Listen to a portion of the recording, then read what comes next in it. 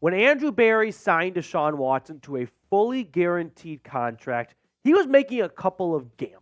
One of them being that Deshaun Watson would be a good player for the Browns, and we still have 3 years left on that contract to see if he lives up to the big expectations the Browns had when they traded so many picks for him.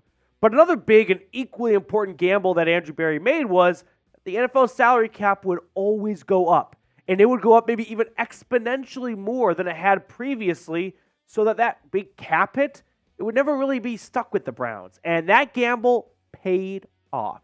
Over the weekend, I was sick on a bachelor party, which is not a good time to be sick, and I got the notification that the Browns gamble paid off when the NFL 2024 salary cap was released at a whopping $255.4 million.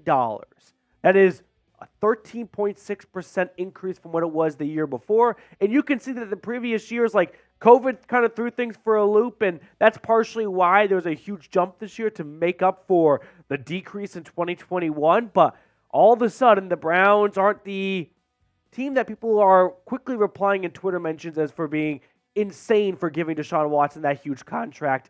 Now, it's not that big of a deal because the salary cap continues to go up like Andrew Berry bet it would, and the Browns, they've got some cap space to spend. So let's look at the updated NFL salary cap space for all 32 teams and see where the Browns are realistically going to finish. Now, you can notice that the teams towards the top, the Commanders, Titans, Bears, Patriots, Colts, like all these teams do not have big, expensive quarterbacks, right? That's why they've got so much cap space because they are with teams they're teams with rookie quarterbacks or rookie quarterback contracts, okay? Moving on to 11 through 20, you got the Raiders, the Rams, the Vikings, and we're inching closer and closer to the Browns that are currently at number 26 in the 2024 cap space, which I know does not seem, and it's not very high, but they can quickly go from 26 towards, I would say, somewhere around 15 or so in NFL cap space by making some very small and procedural moves.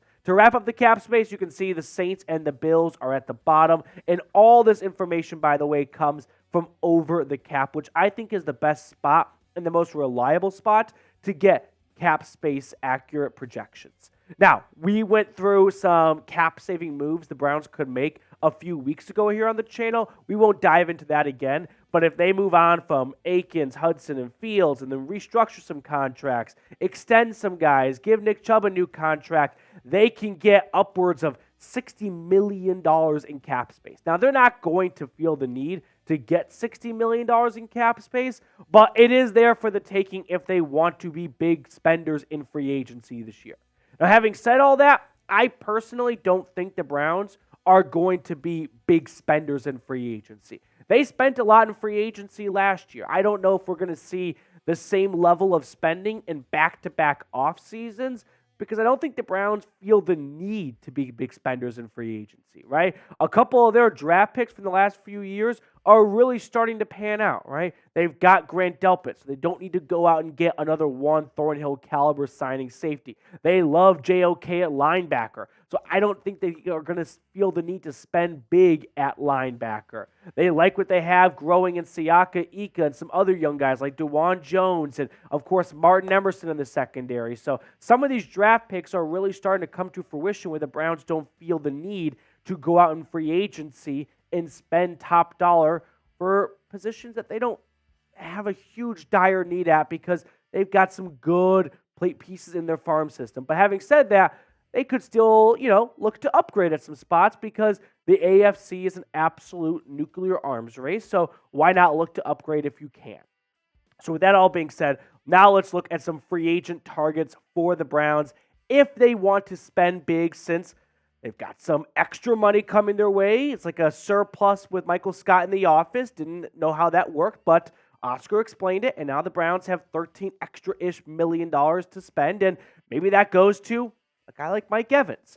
Now, the latest on Mike Evans is the following. Jeremy Fowler hopped on SportsCenter a few days ago, and he said the Buccaneers are working to re-sign Mike Evans. However, earlier, Jordan Schultz from Bleacher Report said the two sides were far apart on a deal. So we're probably somewhere in the middle. I don't think Mike Evans to the Buccaneers is an absolute lock, but I do think it's got a chance. It's got some legs to it.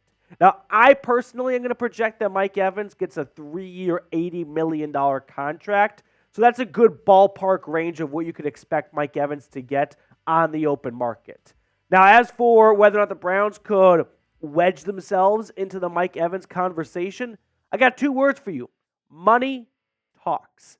Money talks, baby. Even if the Bucs want Mike Evans back, they may have a max. They may have a certain price they're not going to go above. And the Browns, with an extra $13 million-ish in cap space, given what it was projected to be at $242 million to $255 million, they may take all 13 of that extra $1 million and just devote it to Mike Evans. And why wouldn't you? Look at what he has done over the last 4 years. I know we've all heard, and it's kind of getting boring at this point. It's like, did you guys know that Clayton Kershaw and Matthew Stafford went to the same high school, and Mike Evans has never gone below 1,000 receiving yards in a season? These are some of the weakest cliches out there, but it is Mike Evans, baby. And if the Browns feel like he is the final piece of the puzzle to push Deshaun Watson and the offense over the top, since they know they have a great defense returning under Jim Schwartz, they may simply call his agent up and go, listen, whatever the Bucs are going to offer you, one word for you: more. They're just going to start spamming Mike Evans' agent with Kylo Ren memes of more to get him to Cleveland. So this could be a big splash free agent signing to keep an eye on. Now, free agency is right around the corner, like 2 weeks away or so. March 11th is when that legal tampering opens up. So make sure you are subscribed. That way, when more news and rumors starts trickling out, you're not in the dark at the water cooler the next day at the office. So hit the sub button down below if you have not already, and help us reach 33,500 subscribers. Free agent target number 2. It's actually a whole crop of free agents. It's the Browns free agents themselves. I think this extra $13 million in cap space could go a long way for the Browns to bring back some of their guys, because why wouldn't they want to run it back with the 2023 defense? It did so well. If it ain't broke, don't fix it. Obviously, you want to look to improve in some areas, and you can, but when you look at the notable Browns free agents, Joe Flacco is a whole separate conversation, but a lot of these guys are all on defense. Za'Darius Smith, Maurice Hurst, Jordan Elliott, Shelby Harris, 4 key, crucial, rotating members of the starting defensive line. You got Anthony Walker and Takitaki, 2 starting linebackers. Rodney McLeod, I feel like the Browns might go a different way given his age. I'm sure they're going to want to bring back Corey Bojorquez after his, I would say, best year of his NFL career. But let's focus in on those 4 interior and exterior defensive linemen: Za'Darius Smith, Maurice Hurst, Jordan Elliott, Shelby Harris. All 4 players had phenomenal years under Jim Schwartz. This Browns defensive line was incredible last year. So if I'm Cleveland, if I'm Andrew Berry and I'm sitting at my nice big desk and I'm thinking, all right, what can we do to make sure that our defensive line is as successful as it was in 2023, in 2024? Well, how about you start by bringing the band back together, right? You might not be able to get all 4 of these guys, but with an extra $13 million now in salary cap space, well, you could definitely bring back an extra guy that maybe you did not account for. Maybe a guy like Za'Darius Smith, who is probably going to get the most money in free agency of all 4 of these free agents.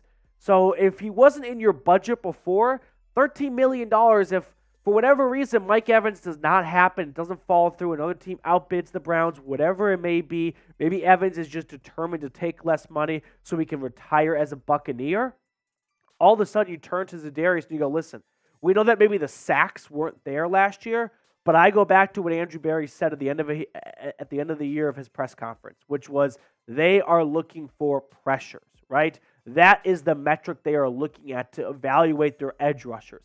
And Za'Darius Smith, on the first play of the 2023 NFL season, had no issue generating a pressure on Joe Burrow to force an incompletion. So I could see Za'Darius Smith definitely being a guy that shoots up the Browns' priority list going, whoa, before we were kind of on the fence because we weren't quite sure if we'd be able to swing it and he might get more money from another team, but now we can absolutely make this a priority signing.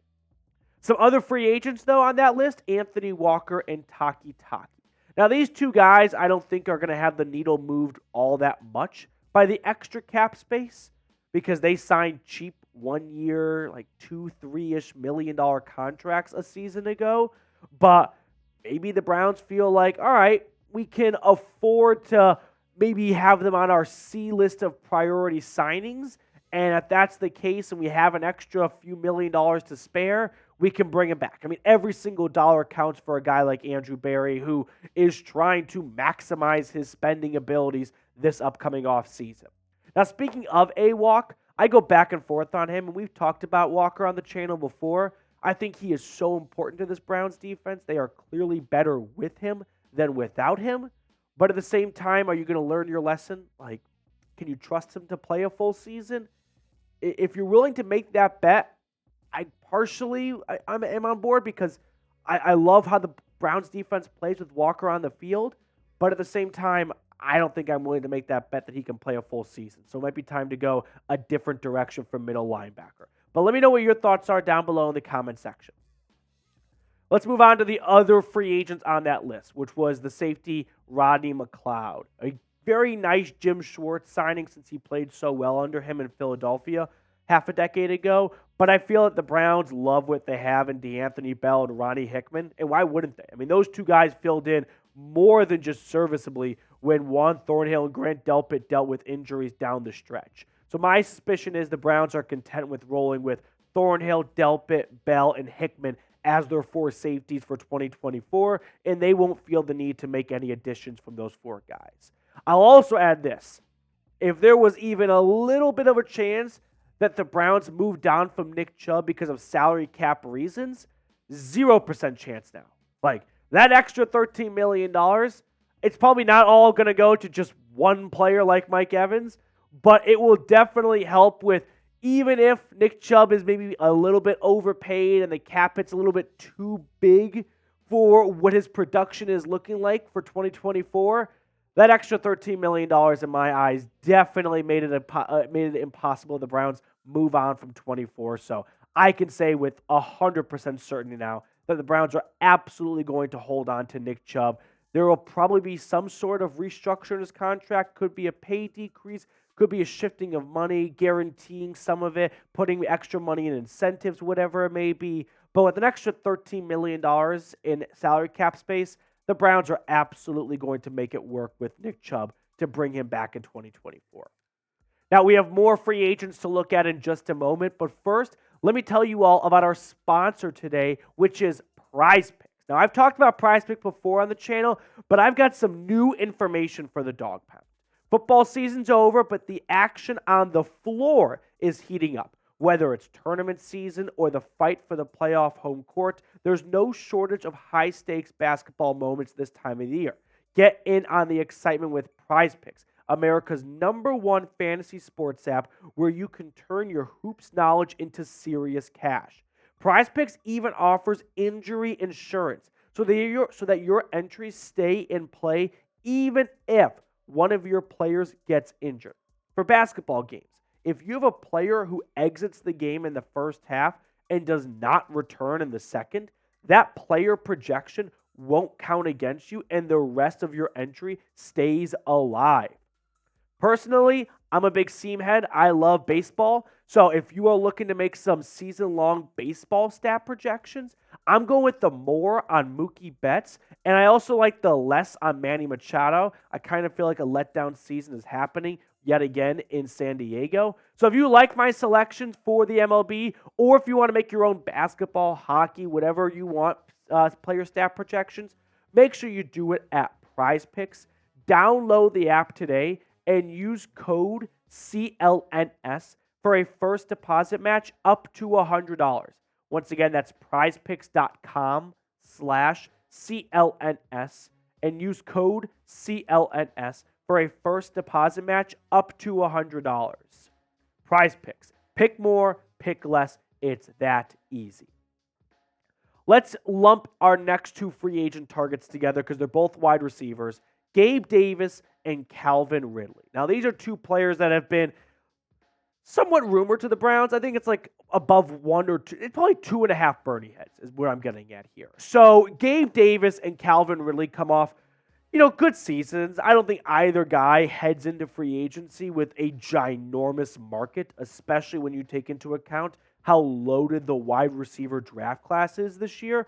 But Gabe Davis, definitely for his age and his production as the number 2 in Buffalo, he's going to get some serious attention. Now, Calvin Ridley, he's a bit older than Gabe Davis, but he's got more production in his career, but he's also had more opportunities. Like, look at the difference in targets between Calvin Ridley and Gabe Davis a season ago.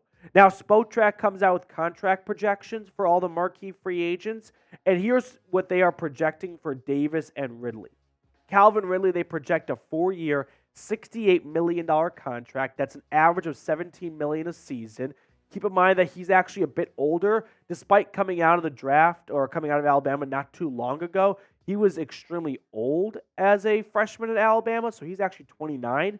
Meanwhile, Gabe Davis, 4 years into his NFL career, he is 24, and he's projected to get a $54.4 million contract, which is an average of 13.6.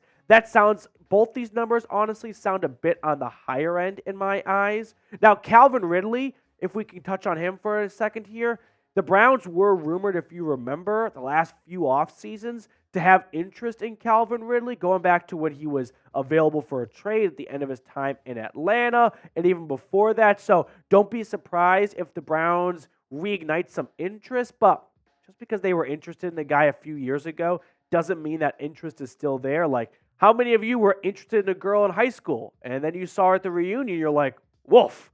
Doesn't mean you're going to bark up that tree again. Gabe Davis, he is an interesting player because he's got really good stats, and I don't feel like he probably gets enough attention for how productive he has been in Buffalo.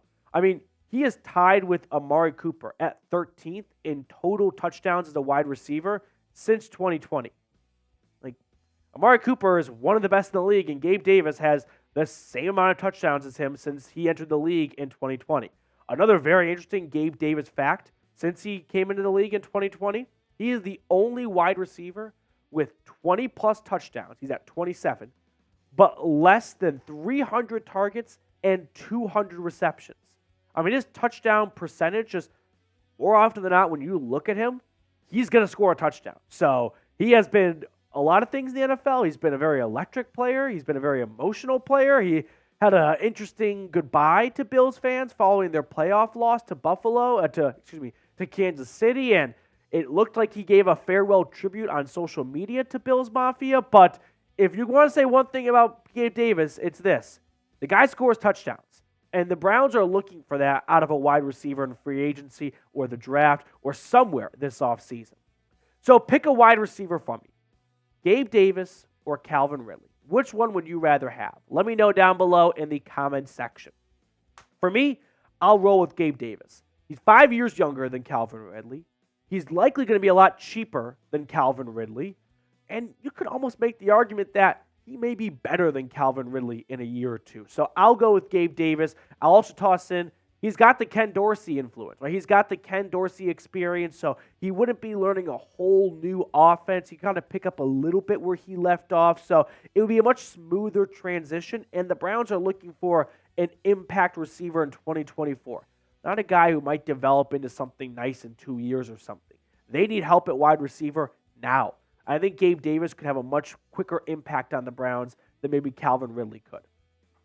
Fifth and final free agent target we're going to talk about on the show today. Let's go with Bengals defensive tackle DJ Reader. So similar to what we talked about at this step right here of our video, when we go back to the Browns defensive line, there are a lot of free agents, right? 3 out of their 4 rotating defensive tackles are set to hit free agency.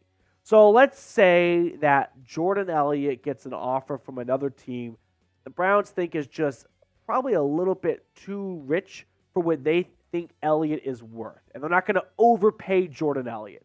So instead of overpaying a guy like Jordan Elliott, they decide, well, why don't we spend a little bit more and get a whole lot better production from a guy like DJ Reader, who obviously has some familiarity with the Browns playing down in Cincinnati. Now, DJ Reader did suffer a season-ending, I think it was a torn pec in December, so he is probably going to have that take a bit of a bite out of what he could get in free agency because he is approaching 30 years old and he is coming off a very serious injury. But that could work towards the Browns' benefit where if the Bengals can't afford DJ Reader this offseason since, they're so broke and they just paid all their money to T. Higgins, that could free up Reader. And let's say, just humor me for a moment, Jordan Elliott gets like $7 million in free agency a season.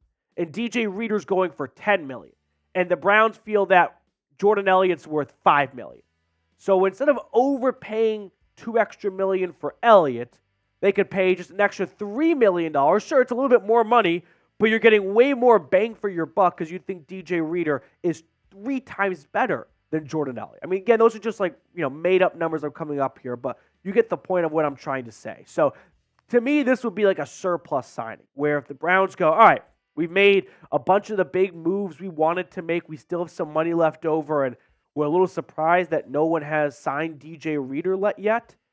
Let's go make another big signing on the interior defensive line, and let's just create hell and give Jim Schwartz all the tools to be successful in 2024. Because if he was able to do what he did last year with a guy like Jordan Elliott and Maurice Hurst and Shelby Harris, and I like those guys, don't get me wrong, but I think DJ Reader is better than all of them.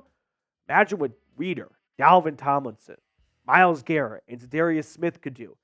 Tosin Siaka Ika entering year 2. Hopefully he takes a big step. And then another rookie, and Jim Schwartz is ready to roll. All right, who is your dream free agent target? Let me know down below in the comments section who your number one guy is. For me, it's Mike Evans, but I always want to hear what you guys have to say. All right, that will do it for us on today's show. 2 quick housekeeping notes. I probably should have mentioned a little bit earlier in the video. I'm sorry for just the nasally voice. I caught a cold over the weekend, and it's kind of just kicked my butt a little bit. And I was at the airport flying out for the bachelor party, and if you're the guy watching right now, my airport guy, shout out to you. Really appreciate you coming up to me going, hey, you're the Chat Sports Browns guy. So that was really cool. That was really fun. First time anyone's ever spotted me in the wild, if you will, going, you're the guy from YouTube. So really appreciate you coming to say hi. But let's pick a card now as we have Colin behind the computer today. What card? All right. You gave us 4 targets. Yep. Hear my voice. You gave us 4 targets. Uh-huh. You gave us an example with a certain player, a 4-year deal of Gabe Davis. I did do that. And his number is 13. Yeah. Plus 3 is 4. So I'm going to go with 4. 4's hit a lot recently, too. I know. I'm thinking 4. I'll go 4 of clubs. Okay. I'm going to go, I have no reason for my pick. 6 of diamonds. Ooh, almost dropped it. Jack of diamonds. Jack of diamonds. All right, that will do it for us on today's show. We'll sign off and see you guys later.